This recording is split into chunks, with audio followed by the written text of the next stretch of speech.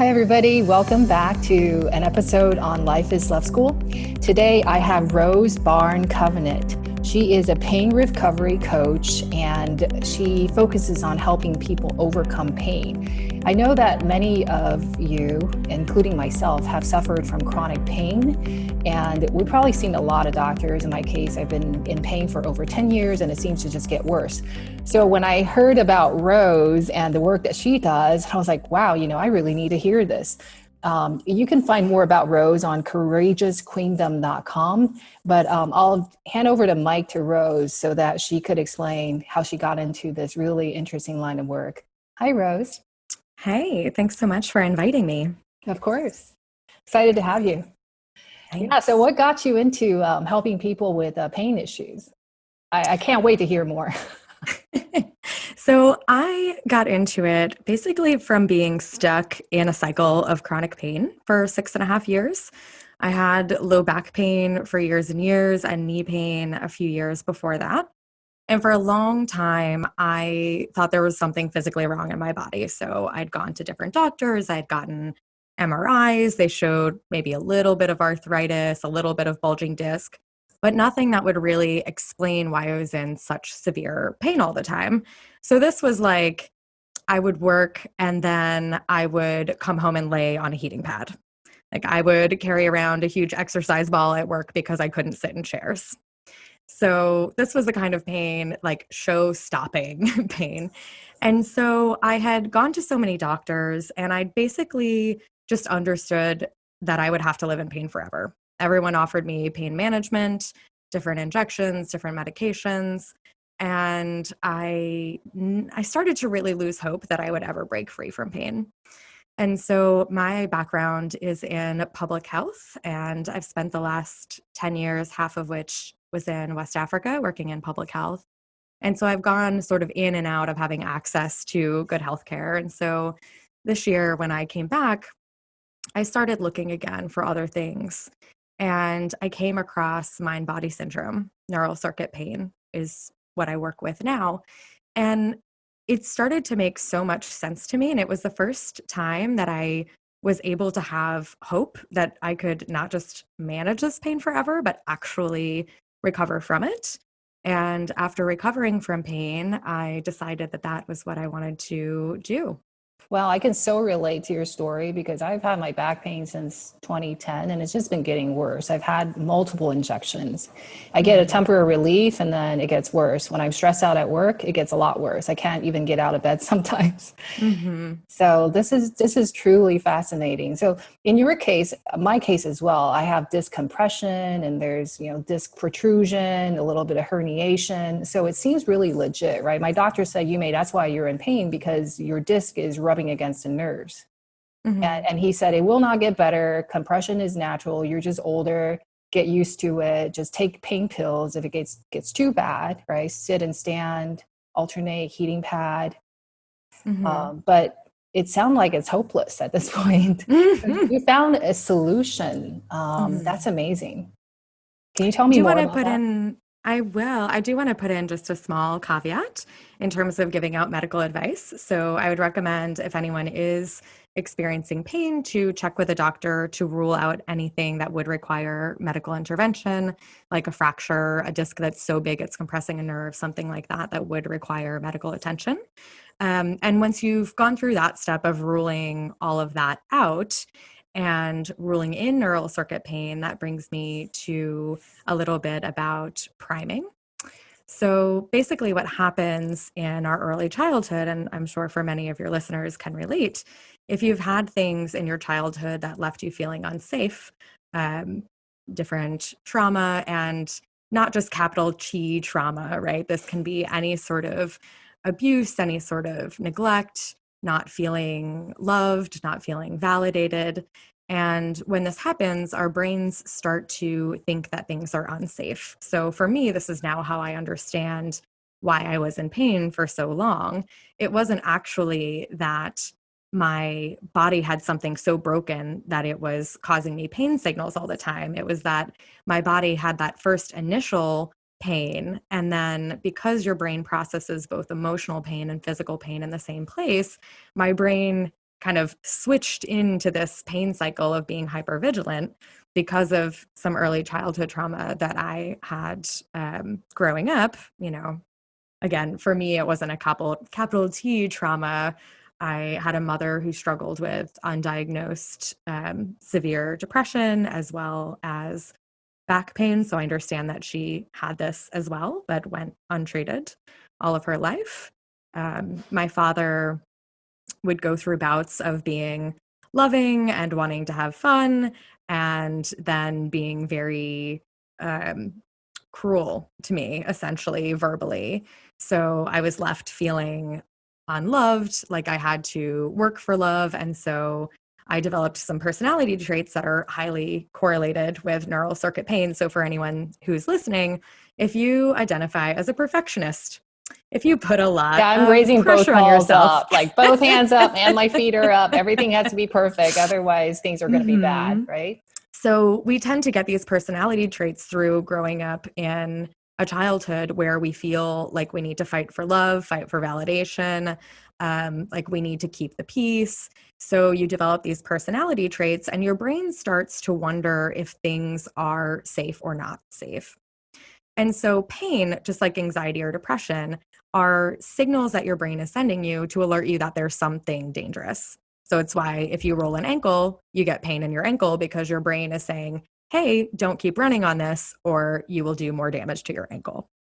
So speaking of the ankle, a small example, if you think about back in the day when we were hunter-gatherers, if you were running, hunting a deer, and you rolled an ankle, your brain would sense that threat and it would say, okay, you need to stop running. I'm going to send you pain because you're going to do more damage to your ankle. But if you take that same example and instead you are running from a bear and you roll an ankle, your brain now has two threats. One, you're going to damage your ankle. Two, you're going to be eaten by a bear right now. So your brain gets those two signals and it doesn't send you pain signals at all about your ankle because it wants to prioritize your survival. So it's the same thing that we experience pain now. It's just that we have lots of different input and stimuli, as well as emotional stress and work stress that keeps that pain going. That's enough to keep your brain in that pain cycle. Can I ask you a question about this? Because this so struck home for me. I used to do a lot of races, what they call adventure races, like wilderness races, where you're mountain biking, kayaking, swimming in the ocean, and for 24, 27 hours straight. Whoa. And at one point I was really fit. So I was in the top teams and I'm going with three guys and they're faster than me. So I can't breathe. And apparently when I crossed the finish line, I had a big stick, like a tree branch stuck in my ankle. And it's funny that you mentioned ankle. It was over an inch deep inside. And the EMT at the finish line actually called me over and said, lady, you got a stick in your ankle. I didn't feel it at all. So this really resonated with me, that it's possible to be injured quite seriously and have no pain. Exactly. So pain is the way that your brain tells you that something's dangerous. But if you notice, if you have any injury, the pain goes away before the injury is fully healed. So if you get a paper cut, for example, you feel pain immediately, but after a few moments, you don't. But that doesn't mean the paper cut is completely healed. So people tend to think that when they feel pain, it's because they have ongoing tissue damage, that something is actively wrong in their body. But as you just shared in your example, it's possible for your brain to decide that it doesn't need to send you pain because it's more important that you get out of the wilderness. Or to get number one place and not get my ass kicked by other people, right? Just the desire to win can overcome that too. Wow, that's truly amazing. So in terms of when you work with people, how do you help them knowing that perhaps, a portion or a rather large portion of the pain that we are experiencing is less due to the physiology and more due to the fact that our nervous system is so primed that we're unsafe? So the first step is opening to having hope that you can recover from pain. For me, this was something that took some time.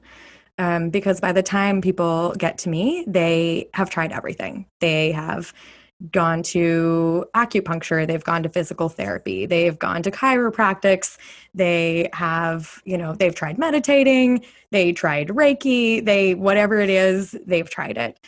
And so the first thing is to start to open to the idea that it is possible to reprogram your brain. Your brain is reprogramming all the time. If you are learning to code or learning an instrument or learning a new recipe, your brain is constantly rewiring. That is how we are built. So there's no reason, no matter what your brain has learned previously, that it can't learn something new. So the first step is to really open to the idea that you can recover from pain, not just manage it. Then we work through understanding the most recent pain science. So people tend to think if they have pain, it means something's broken in their bodies. And we tend to go to doctors, and there are certainly conditions that do require medical retreatment. Don't get me wrong, but there are many, like bulging discs, for example, where a large portion of the population have them pain-free. So if you take two groups of people, one in back pain, one not in back pain, and give them all MRIs, a doctor can't tell who is in which group. So Wow, it just goes to yeah, that's truly amazing, because this reminded me of my experience where I had ulcers. And the doctor said it was H. pylori, but H. pylori triggering ulcer, it's a similar case where if you're 40-year-old, 30% of people have H. pylori, but majority of them do not have ulcer, right? It takes also your mental stress to create an acidic environment in the stomach for the bacteria to do bad stuff. So maybe it's similar here, right? Just because you have a bent back, because I work in tech and I see so many people with crooked, like super crooked back that will never get straight again. They're in no pain, and I look okay, but I'm in so much pain. So maybe that's that. There's definitely a emotional component to it, or something that's beyond the physical. Exactly. So your brain actually processes both physical pain and emotional pain in the same place. So if you've gone through having a difficult childhood or some other stressful events that have primed your brain into thinking maybe things are not safe, either a physical injury or an emotional trigger can tilt your brain from thinking things are generally safe to thinking things are generally unsafe. So when that happens, it becomes self-perpetuating because you feel that initial signal. Maybe you did slightly tweak your back or tweak your knee, or you have some initial signal. You become worried about it because that is what we do, right? And when we are in pain, that is worrisome. We bring it to a doctor. Maybe we get a diagnosis, a bulging disc, or maybe the doctor doesn't know what to do with us and they just send us to physical therapy. Or maybe they tell us it's all in our heads, which is extremely insulting for someone who is in a lot of pain. So also to be clear there, I'm not saying it's all in your head. Everything that happens in neural circuit pain, the development of a mind-body syndrome or TMS, is a normal subconscious physiological response to having sustained stress or sustained trauma, or even one big trauma, and that your brain is trying to keep you safe. So we go through the neuroscience, and then we work through pain reprocessing therapy to be able to change the way that your brain is interpreting stress. So instead of having initial signal and becoming worried and that exacerbating the cycle, we work to retrain that. And for some people, that is enough, just learning around the neuroscience and doing the pain reprocessing. And for others, What as does it was it the mean case, to do like pain reprocessing? That sounds very interesting. Is it to say I'm in pain, but then kind of soothe yourself, tell yourself that this is not that bad? so that is part of it. Part is around graded exposure. So when you've been in pain for a long time, you tend to get a long, long list of triggers of things that you don't do because they will cause you pain. Sitting in a chair, driving, biking, hiking, walking too long.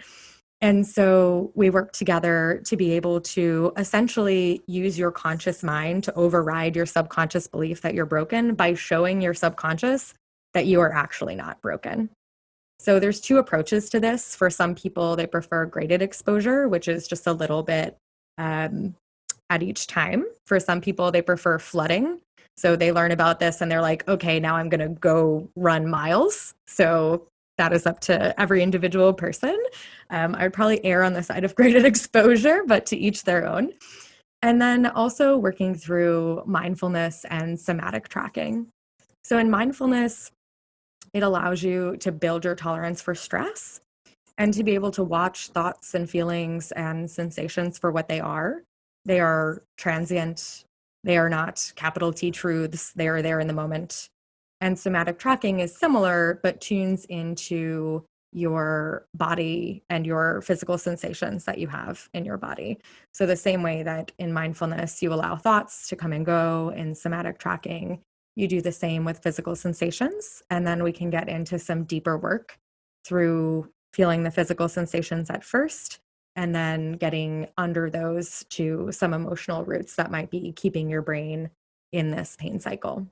Yeah, that's super helpful because when we work with trauma, whether it's physical or childhood trauma, emotional trauma, a lot of the teaching is around being present with either the sadness, the anger, the negative feeling, sitting with it, right? Similar to how we just being present with physical sensation, an unpleasant one as well, without the desire to tighten around it, to be angry at it, to try to push it away, feeling shameful about it, right? Simply just sit with it. I think that's probably what you're referring to, is to kind of live in peace with it. Just say, okay, you're here. Let's take a look at you. Okay, it's time for you to go. Then you just go, but you don't try to force it to go. Mm-hmm. So at different points in working together, there's different levels of gentleness and firmness that you want to use with your brain. So you want to go through the accepting. And then as you work further into it, you can start to essentially tell your brain to cut it out. Like, okay, I have received the signal. Instead of looking for a physical route, so usually what happens, you're like, oh, I've been sitting in a chair for too long. I've been driving for too long. Instead of looking for a physical route, you look for, what was I thinking? What emotion was coming up?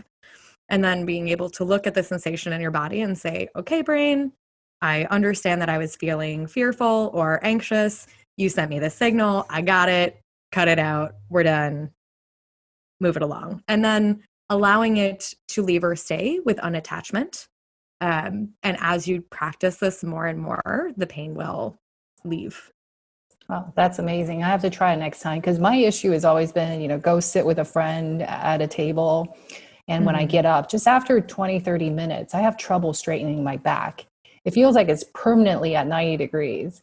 So then I would lean against a table to try to pretend that I need a moment. And then I would straighten up. I'm constantly just feeling very embarrassed by it because I feel like I'm too young to have this problem. So the next time I have to try that, right? Just maybe prepare myself. I'm about to stand up, that somehow talk to myself and soothe myself. And how would I work through a scenario like that? I guess I'm just super interested. So bringing back to the first step, we would want to get to the point where you feel confident in yourself that this is the cause of your pain. Because if your subconscious still thinks that you're broken in some way, no matter what you tell yourself, your subconscious is going to be like, no, I know there's something wrong, right? So the first step is really getting into the neuroscience and digging into your case and giving you the tools that you need to be your own investigator to figure out all of the evidence that shows your subconscious that this is what the pain is. And then once you have that base and you're working to essentially convince your subconscious that you're fine, then those affirmations will work for you. But when you're doing affirmations that you don't really believe, your subconscious knows that you do not believe them. So they won't be as effective. Yeah, that is true too. It could make the situation worse if I know that I'm lying to myself. But you can say things that are more gentle. You can say, instead of saying like, I know that my body is healthy and strong and I can get up with no pain, you can say, I am optimistic that I am recovering from pain and will feel less and less pain every time I get up. Got it. So you Yeah. just want to find some affirmation that feels true to you, and then you can change those over time. Yeah. Or I'm open to believing that healing is possible and feeling better and every day, etc. Yeah, totally. I love that. Okay. So I think are we at the last step of this, or is there more beyond this step? So the last is the emotional work. So for some people, they don't need to do this step. For others, they do. So for my case, I had thought that I had some sadness and grief. And then under that, I had anger, which I did not know that I